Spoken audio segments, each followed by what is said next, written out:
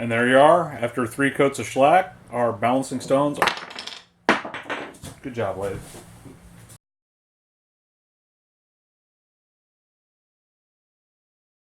My mother recently brought these back from a craft show she was at. I believe the gentleman there was selling them as Norwegian balancing stones or balancing blocks or something like that.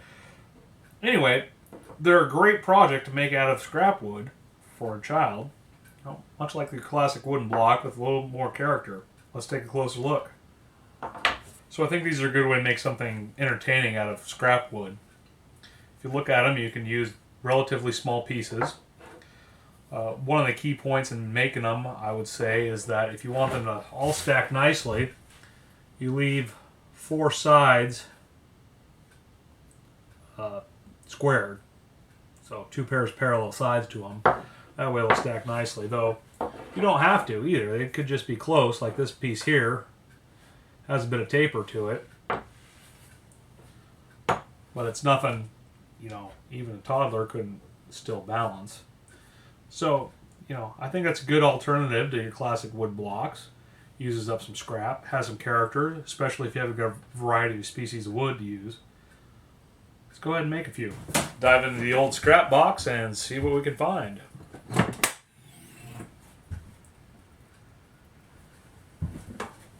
Curly maple,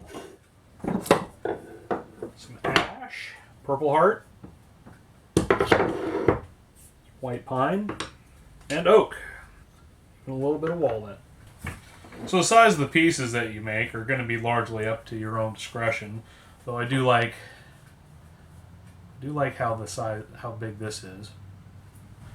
Obviously, depending on who you're making them for, you don't want them to choke on it either, potentially.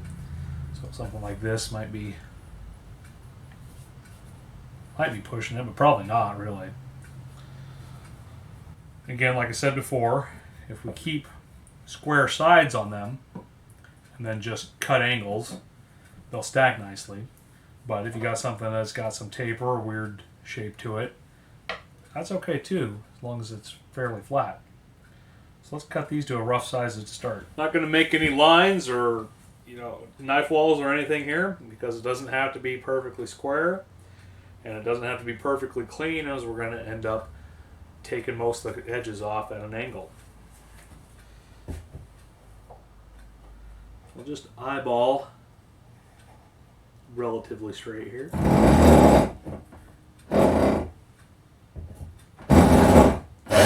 Would recommend sharpening or giving your saw a little touch up on the sharpening, just because the cleaner it is, the less finishing you'll have to do.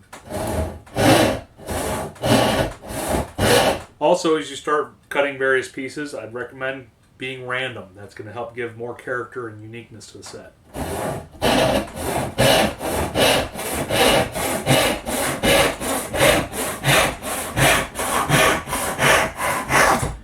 Here you can see that the sharp saw leaves a much better surface that you won't have to sand or plane as much. Now that you've got each piece of wood cut to the approximate size that you want, it's time to start taking the corners off so they look more like a rock. There are a couple ways of doing this. If you have a large face to remove, such as this angle here, then you want to come in with your saw. Cut that. If you've got a small face, however, something like this, you can come in and pair it with your chisel. As you work, it's going to become quickly apparent that the challenge in this project is work holding. These are very small pieces, so make sure you've got them clamped down well, or maybe use a hold fast, or whatever it is in their shop that makes it safe for you to work with the tools that you have. Don't be scared to come up with some creative holding techniques either for added security. Alright, now as you go to cut the corners off, if you like, you could draw pencil lines to help guide you. But again, I feel that randomness in giving these character. Also, I suppose if you had a compound miter saw, you could make these with that. However, again, be careful with your work holding. So a little trick to helping these look nice when you're done and minimizing your finish is to take the end grain section down to a smaller face, since that's going to be the hardest to finish.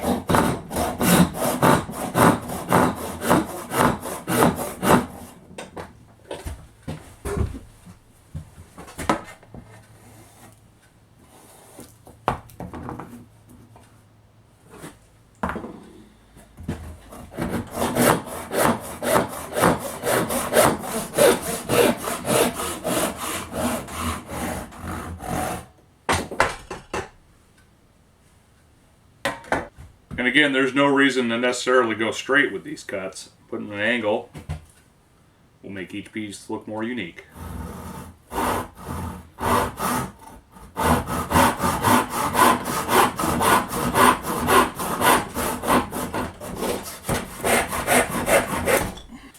Okay, now that we've removed our four corners, we've got kind of a strange octagon.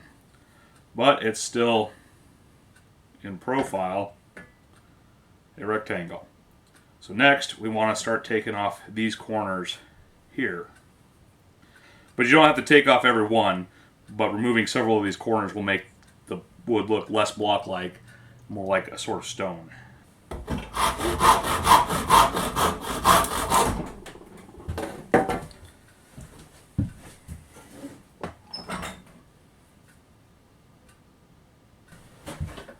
Just realize I should point out that by keeping at least two sides parallel, it'll make clamping much easier, obviously.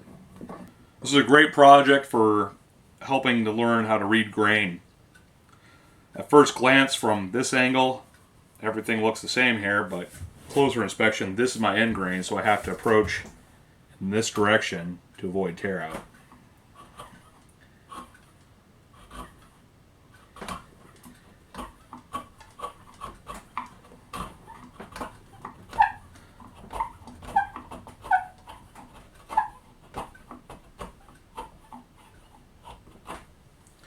As you can see, that leaves a nice clean cut there. Now that we've additionally removed these points, the last step in helping this look not so blocky, not so square, is to come in and take off some of these edges.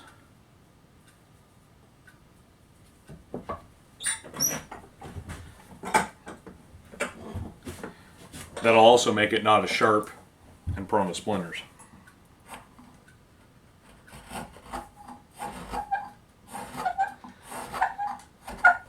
Final step now is to finish up our sawed edges. It's going to be hard to come in here with the hand plane and hold this in your hand, or even in the clamp at such a short little distance. So what I recommend doing is taking your hand plane or your sanding block and clamping them in your bench. Now you've got your own little joiner.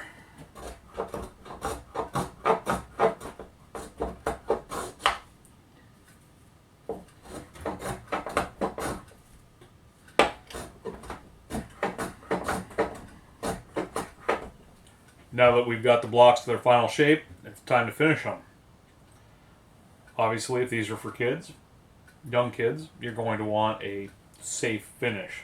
So I'm either going to use my bleached linseed oil with either shellac or beeswax,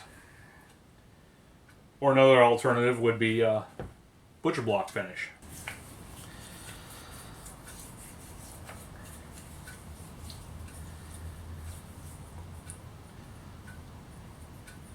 It's my favorite part of woodworking, is slapping some oil on the finely finished wood.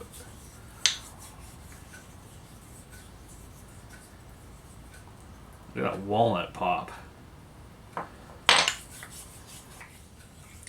So we'll let that soak in for 10 minutes, 15 minutes maybe, because it's cold. Wipe it down and then let it dry for a couple days. And there you are, after 3 coats of shellac. Our balancing stones are complete.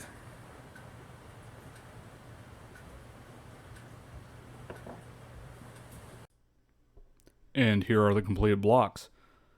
Again, I think this is a great way to use up some scrap wood for a fun little project.